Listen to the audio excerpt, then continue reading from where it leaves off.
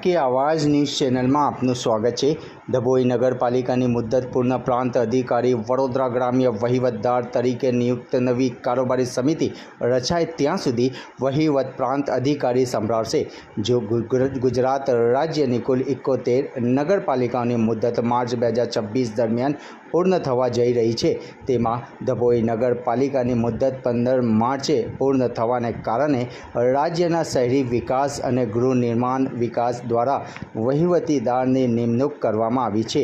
ઉલ્લેખનીય છે કે વહીવટદાર તરીકે નિયુક્ત સરકારે નવી કારોબારી અધિકારીની ગતિ નવા સમિતિ રચાય ત્યાં સુધી ડભોઈ નગરપાલિકાના વહીવટ માટે પ્રાંત અધિકારી વડોદરા ગ્રામ્યના વહીવટદાર તરીકે નિયુક્ત કર્યા છે।